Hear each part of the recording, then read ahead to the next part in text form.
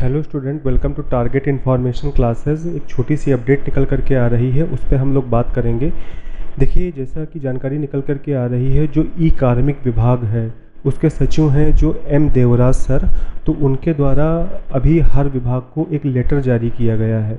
तो इस लेटर में क्या जानकारी है, देखिए, ई अध्याचन पोर्टल नाम से एक पोर्टल बनाया गया है। ये एक सरकारी पोर्टल है। तो इसमें क्या है कि अब जितने भी विभाग हैं, वो चाहे शिक्षा विभाग हो या अदर विभाग हो, हर विभाग को अपना अध्याचन इस पोर्टल पर अपलोड करना होगा।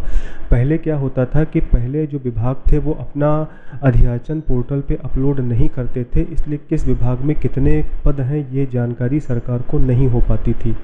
लेकिन अब जब ये अध्याचन पोर्टल बनाया गया है तो अब हर विभाग अपना अपना अध्याचन इस पोर्टल पे अपलोड करेगा। तो इससे सीधे सरकार को ये जानकारी हो पाएगी कि किस विभाग में कितने पद खाली हैं, यानी कि वैकेंसी आने में थोड़ा आसानी हो जाएगी।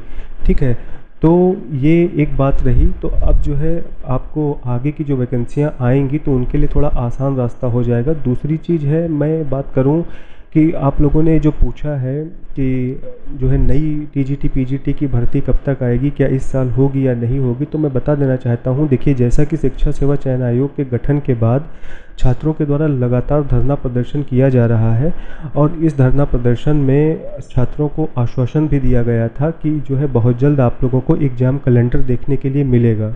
तो लेकिन सितंबर का अंत चल रहा है, सितंबर का अंतिम समय चल रहा है, लास्ट वीक चल रहा है। तो इस लास्ट वीक तक अभी एग्ज़ाम कैलेंडर जारी नहीं किया जा सका है। तो ये मान के चलिए, एग्ज़ाम कैलेंडर अगर इस महीने नहीं तो अगले महीने अगर कहा गया है, आश्वासन दिया गया है, तो वो जारी ही किया जाएगा, क्योंकि सरकार भी तेज़ी दिखाने के मूड में लग रही है। तो परीक्षाएं तो आपकी होंगी ही होंगी। जो बात कर लें अगर नए विज्ञापन की, तो नया विज्ञापन जो है इस वर्ष तो नहीं, लेकिन अगले वर्ष के मतलब अगस्त या सितंबर तक देखने के लिए मिलेगा, क्योंकि फरवरी या मार्च में कोई परीक्षा नहीं होगी, क्योंकि बोर्ड परीक्षाएँ हैं। तो उन्हीं में जो व्यवस्था, उन्हीं की व्यवस्था करने में प्रशासन बिजी रहेगा। ठीक है, तो फरवरी और मार्च के समय में तो आपकी कोई परीक्षा नहीं होगी। जो भी होगा वो अगस्त या सितंबर के महीने में अगले साल नया विज्ञापन अगर आएगा तभी हो पाएगा।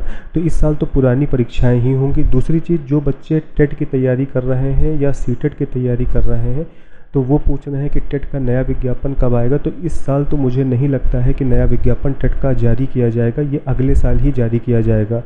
तो आप लोग तैयारी करते रहिए। जो लोग सीटेट दिसंबर का पेपर देने वाले हैं वो भी लग के तैयारी करें, क्योंकि 15 दिसंबर को आपका पेपर है। हो सकता है 4.0 की जो भर्ती आ रही है बिहार में, तो हो सकता है उसमें आप लोगों को मौका मिल जाए।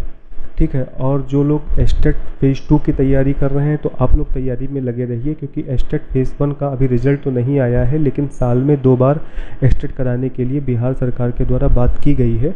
तो अगर फेज़ 2 जो है इस साल दूसरा होना है, तो उसका विज्ञापन मान के चलिए नवंबर के लास्ट तक जारी किया जा सकता है। आप लोगों को भी 4.0 में बैठने के लिए मौका मिल सकता है, क्योंकि 4.0 की जो नोटिफिकेशन है वो थोड़ा लेट है। 3.0 में जो कुछ चीज़ें थी वो आरक्षण को लेकर के, तो इसलिए उसकी वजह से 4.0 भी लेट है। अब जो मान के चलिए कि समय आपके लिए कम ही है।